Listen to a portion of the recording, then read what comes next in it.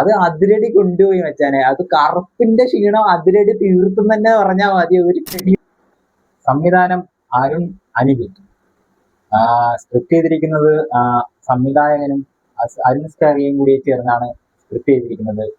ബേസിൽ ജോസഫ്, ടൊവിനോ തോമസ്, റിയ ഷിബു എന്നിവർ തുടർന്ന് അഭിനയിച്ച അതിരടി എന്ന മൂവിയിലെ റിവ്യൂ പറയാനാണ് വന്നിരിക്കുന്നത്. Back to movie review.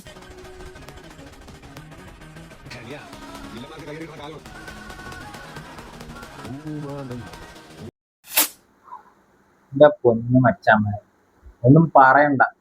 സത്യം പറഞ്ഞ അതിരടി അല്ല കാണണ്ട. ഫസ്റ്റ് റിവ്യൂ എന്റെ ഇടേണ്ടത് ശരിക്കും കറുപ്പിന്റെയാണ്. രാവിലെ 9 മണിയുടെ ഷോ. ഇവിടുന്ന് 9 മണിയുടെ ഷോയ്ക്ക് പോകാൻ വേണ്ടി രാവിലെ ഇന്നലെ 8 ആട്ടെ കിടന്ന 10-11 കഴിഞ്ഞിട്ട് കിടന്നു. അപ്പൊ രാവിലെ അലാറം വെച്ച് എഴുന്നേറ്റ് റെഡിയായി 9 മണി ഷോ പറഞ്ഞിട്ട് 8 മണിക്കുള്ളിൽ അവിടെ എത്തി. നേരത്തെ കമ്പനിക്കാരന്മാരെല്ലാരും വിളിച്ച് സെറ്റാക്കി. ഷോ തുടങ്ങുമ്പോൾ പാട്ട് ഫാൻ ഷോ അല്ലേ, അപ്പൊ ആ ടൈമിന് നേരെ ഇന്ന സീറ്റ് എന്ന് പറഞ്ഞല്ലേ, എല്ലാ സീറ്റും നമ്മൾ ഏത് സീറ്റ് വേണമെങ്കിൽ സെലക്ട് ചെയ്ത് നമുക്ക് അറിയിരിക്കാം. അങ്ങനെ ഒരു മൈൻഡ് നേരത്തെ പോയി നമ്മൾ സെറ്റ് ചെയ്യുന്നതാണ്. അപ്പോഴാണ് അറിഞ്ഞത് രാവിലത്തെ 9 മണിയുടെ ഷോ ക്യാൻസൽ ആയത്. അതിന് മുമ്പത്തെ ദിവസം നമ്മൾ അറിഞ്ഞായിരുന്നു ഇതുപോലെ ഷോ മോർണിംഗ് ഷോ അത് പെർമിഷൻ കൊടുത്തെന്ന് അറിഞ്ഞായിരുന്നു. അപ്പൊ രാവിലെ തന്നെ പോയി ഇത് കാണാനുള്ള മൈൻഡിൽ പോയതാണ്. കഴിഞ്ഞപ്പോഴാണ് അറിയണത് ഇത് ഫസ്റ്റ് ഷോ ക്യാൻസൽ ആയിരുന്നു. അപ്പൊ കുഴപ്പമില്ല, ഒരു കുറച്ചുകൂടി ഫിനാൻസിന്റെ ഇഷ്യൂ കാരണം ആണ് മൊത്തം പ്രശ്നമാണ്. അപ്പൊ അതുകൊണ്ട് കുഴപ്പമില്ല, പെട്ടെന്ന് തന്നെ അടുത്ത ഷോ 12 മണി ഷോ ഉണ്ടാവും, ആ ഷോയ്ക്ക് ചിലപ്പോൾ പോവാം എന്നുള്ള മൈൻഡിൽ ഇരിക്കുന്നു. നേരെ അവിടെ തന്നെ തിയേറ്ററിൽ തന്നെ, അവിടെ നിന്ന് ഇറങ്ങിയിട്ടില്ല, തിയേറ്ററിൽ തന്നെ ഒരു 12 മണി വരെ നമ്മൾ വെയിറ്റ് ചെയ്തിട്ടാണെങ്കിൽ നമ്മൾ തന്നെ 12 മണിയാകുമ്പോൾ ആ ടിക്കറ്റ് വെച്ച് തന്നെ കയറാൻ അമ്മമാരവിടെ ഫാൻസുകാരും ഈ ടിക്കറ്റ് കൊടുത്ത ടീമൊക്കെ ഉണ്ടല്ലോ, അവർ പറയും ചെയ്തപ്പോ നമ്മൾ കയറാം. അപ്പൊ നമ്മളവിടെ തന്നെ കയറാം. അത് ആ രീതി തന്നെ ഇരുന്നു. ഒരു 12 മണി കഴിഞ്ഞിട്ട് പിന്നെ ആ ഷോ അന്നേരത്തെ നടത്താനുള്ള ഷോ ക്യാൻസലായി. പിന്നെ ലൈസൻസ് വന്നിട്ടില്ല, അങ്ങനത്തെ ഇഷ്യൂ കാര്യങ്ങളും എല്ലാം കണ്ടിന്ന് തലവേദന പിടിച്ച ദിവസമായിരുന്നു. ഉച്ച വരെ, സത്യം പറയാലോ, ഉച്ച കഴിഞ്ഞിട്ടുള്ള കാര്യം പറയാം. ഉച്ച വരെ അതൊരു തലവേദന പിടിച്ചു. മൊത്തം രാവിലെ എഴുന്നേറ്റ് പോയി, എല്ലാം പോയി. ഇവർക്ക് എന്തെങ്കിലും ഫിനാൻസിന്റെ ഇഷ്യൂ ആണെങ്കിൽ അല്ലെങ്കിൽ ഇതെല്ലാം സെറ്റിൽ ചെയ്തിട്ട് സത്യം പറഞ്ഞാൽ പണത്തിന് റിലീസ് ഡേറ്റ് എന്നാണെന്ന് അനൗൺസ് ചെയ്താൽ പോലെ. എന്തിനാണ് പടം ഇറങ്ങണതിന്റെ തലേ ദിവസം ഇങ്ങനെ വിഷയം ഉണ്ടെന്ന് അറിയും, പിന്നെ അത് ഷോ ക്യാൻസൽ ആയത്. പിന്നെ ഇന്നത്തെ ദിവസം ഇനി ഷോ ഓടിക്കണില്ലെന്ന് തോന്നുന്നു.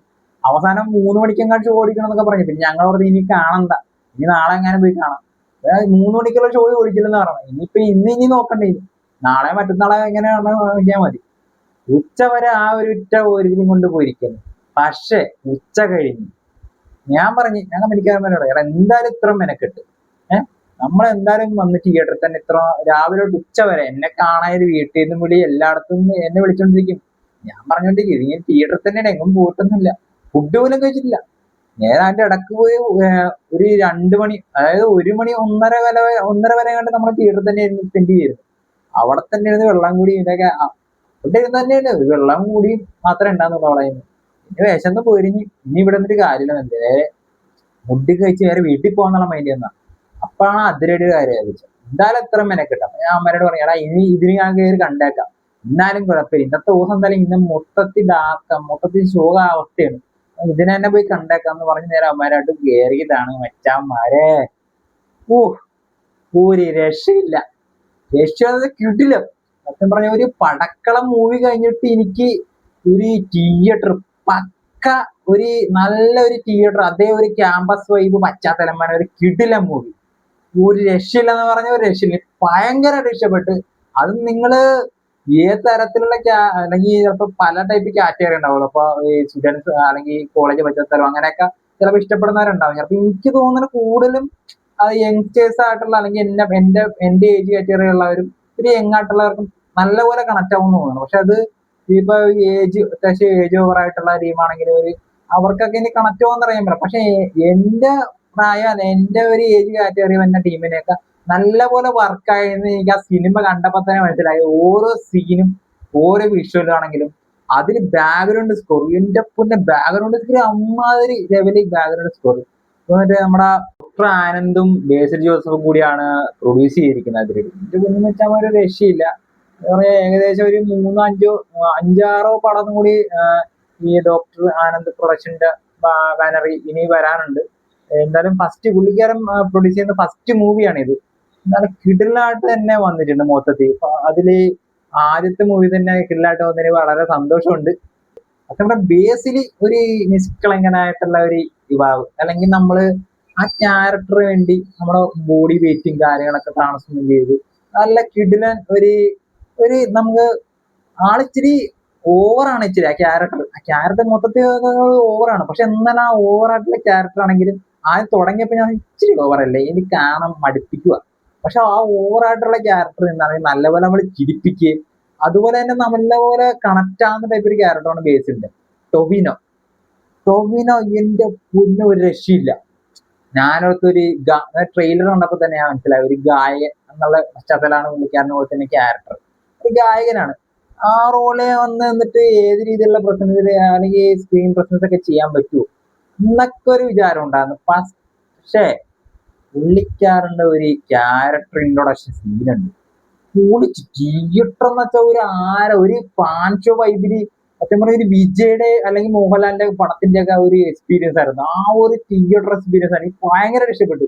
ആ ഒരു സീൻ ടൊവിനോയ്ക്ക് ഇത്ര മാസമായിട്ടുള്ള ഒരു ഇൻട്രോ ഒരു സിനിമയിൽ ഞാൻ കണ്ടിട്ടാന്ന് അറിയാൻ പറ്റും. അമ്മാതിരി ലെവല് തിയേറ്റർ എക്സ്പീരിയൻസ് എനിക്ക് ആ ഒരു സീൻ. അത് ആ ബാക്ക്ഗ്രൗണ്ട് സ്കോർ ആണെങ്കിലും അതിന് കൊടുത്തിരിക്കുന്ന സ്ക്രീൻ അല്ലെങ്കിൽ സ്ക്രീൻ പ്രസൻസ് ഒമ്മോ അത് കിടിലൻ എന്ന് തന്നെ പറഞ്ഞാൽ ടൊവിനോ സത്യം പറഞ്ഞത് ബേസിൽ പറഞ്ഞായിരുന്നു ഇതുപോലെ തന്നെ ഇന്റർവ്യൂവിന്. ഞാൻ ഈ പടത്തിന്റെ ഇന്റർവ്യൂ നല്ലപോലെ കണ്ടായിരുന്നു.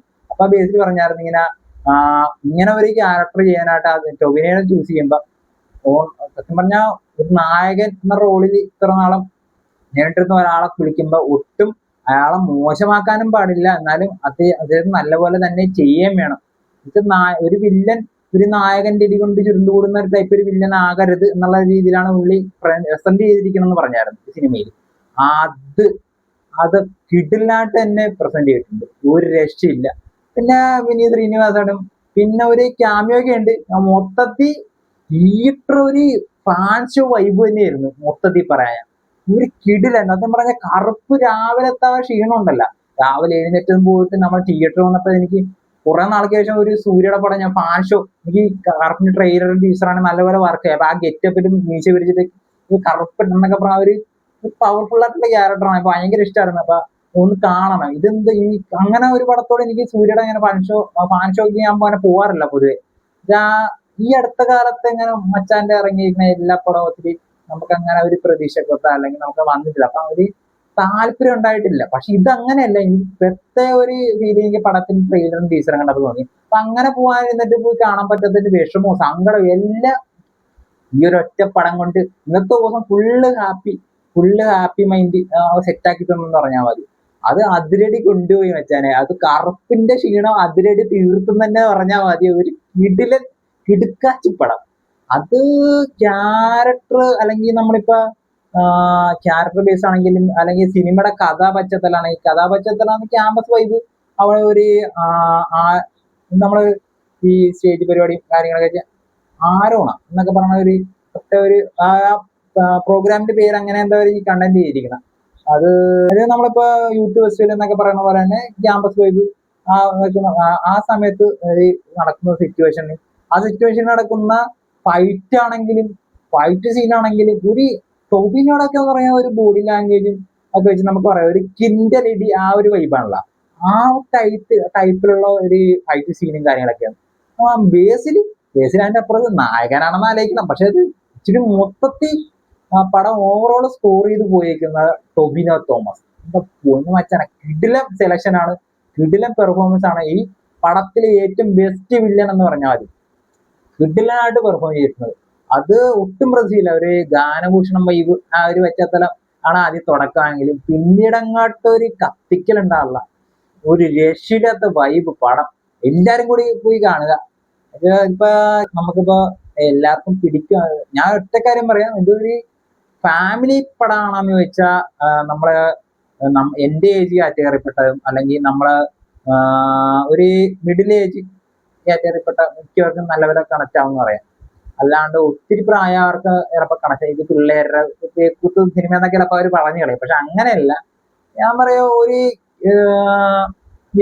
യങ്സ്റ്റേഴ്സിന് വേണ്ടിയിട്ടുള്ള ഒരു പടം എന്നൊക്കെ അങ്ങനെ വേണേൽ പക്ഷെ ആ ഒരു കാറ്റഗറിപ്പെട്ട പടം എന്ന് വെച്ചാൽ പറയാം. കിടിലം പടാണ്, എല്ലാരും പോയി കണ്ടുപോകുക. പിന്നെ പറയാൻ പറ്റിയ ഒരാളുടെ കാര്യം ഞാൻ വിട്ടുപോയി, അത് എടുത്തു വരേണ്ട കാര്യം നമ്മുടെ കാട്ടാക്കടയാണ്. അച്ചാനും ഉണ്ട് കേട്ടോ പടത്തില്. അച്ചാന് കൊടുത്തിരിക്കുന്ന റോൾ അത്യാവശ്യം നല്ല ഒരുമാതിരി നല്ല ഒരു ഒരു അരമുക്കാൽ മണിക്കൂറോളം സ്ക്രീൻ പ്രസൻസ് കൊടുക്കുന്ന റോളാണ്. എന്നാലും കുഴപ്പമില്ല, അത് ആ റോളാണെങ്കിലും നല്ല രീതിയിൽ ചെയ്തിട്ടുണ്ടെന്ന് പറഞ്ഞാൽ മതി. പക്കയായിട്ട് ഈ റീൽസും കാര്യങ്ങളൊക്കെ ചെയ്ത് നടക്കുന്നവരെ എല്ലാവരുടെയും കൂടി ഒരു എടുത്തു പറയേണ്ട ഒരു കാര്യം, നിങ്ങൾ ചെയ്യാൻ ഉദ്ദേശിക്കുന്ന ആ വിഷൻ അല്ലെങ്കിൽ എന്താ വെച്ചാൽ പക്കയായിട്ടും ക്ലിയർ ആയിട്ടും ചെയ്യുക. അത് നിങ്ങൾക്ക് ഉറപ്പായിട്ട്, സിനിമയാണ് നിങ്ങളുടെ ലക്ഷ്യമെങ്കിൽ ഉറപ്പായിട്ടും നിങ്ങൾ ആ ലക്ഷ്യത്തിൽ എത്തും. അതിന് ഏറ്റവും വലിയൊരു ഉദാഹരണമാണ് ഇപ്പൊ ഇങ്ങേരും കൂടിയാണ്. ഇപ്പൊ ഹാഷ്റൻ ടീമും അങ്ങനെയുള്ളവന്മാരൊക്കെ കയറി, അത് പോരാ, അതല്ല പോരാതെ ഇപ്പൊ ഒരു റീൽസിലൂടെ പെട്ടെന്ന് ഹിറ്റായി വൈറലായി വന്ന ഒരാള് ഇപ്പൊ ഒരു സിനിമ അഭിനയിച്ചു എന്ന് പറയുമ്പോ നിസ്സാര കാര്യമല്ല ഒരു സിനിമ അഭിനയിക്കുക എന്ന് പറയാം. അല്ലെങ്കിൽ അഭിനയിക്കുക, ഒരു സെലക്ഷൻ കിട്ടിയ അതിലൊരു സത്യം പറഞ്ഞ ഒരു 3/4 മണിക്കൂറോളം ഡ്യൂറേഷൻ വരുന്ന ഒരു സ്ക്രീൻ പ്രസൻസ് കിട്ടുക എന്ന് പറയുന്നത് നിസ്സാര കാര്യമല്ല. അത് എല്ലാവരെ കൊണ്ടാവുന്ന കാര്യമല്ല. അപ്പൊ എല്ലാവരും പരിശ്രമിക്കുക, മാക്സിമം കിട്ടാവുന്നത്ര നാളെ നോക്കുക, കിട്ടും എന്നുള്ളൊരു ഉദാഹരണം കൂടി എടുത്തു കാട്ടുന്നു, ഉദാഹരണം കൂടി എടുത്ത് പറയുന്നു ഇദ്ദേഹത്തിന്റെ കാര്യം പറയുന്നതോട്.